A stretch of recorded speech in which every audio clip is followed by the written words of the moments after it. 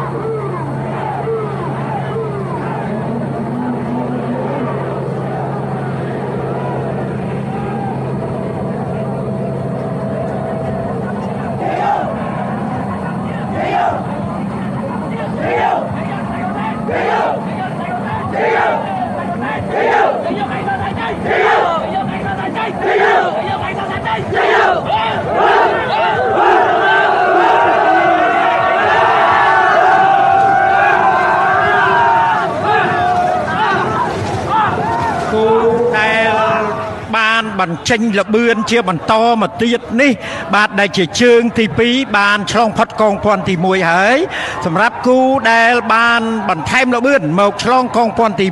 1ខ្សែទឹកបាទខ្សែទឹកខាងក្នុងទូកមានឈ្មោះថាសវណ្ណរីចក្រីសេរីឧត្តមជាទូកដែលអញ្ជើញមកពីស្រុកគៀនស្វាយចំណែកឯខ្សែទឹកខាងក្រៅទូកមានឈ្មោះថាកម្ពុជាដេជោសែនជ័យ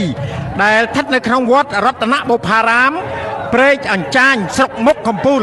បាទកំពុងតែបន្ថែមលបឿនដើម្បីចាក់យោងឆ្លងកងភ័ណ្ឌទី2នៅតែប្រហាក់ប្រហែលនេះទេបាទដូចខ្ញុំបានជម្រាបហើយថា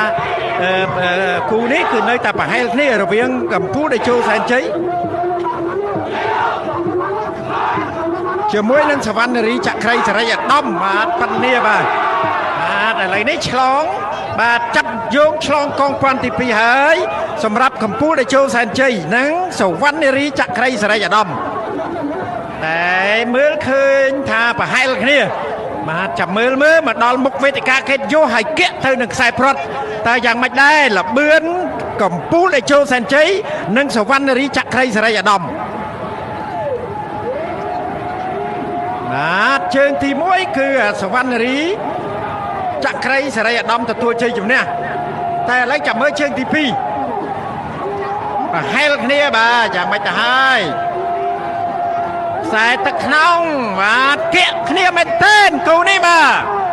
គៀកគ្នាប៉ិនគ្នាល្អណាស់បាទ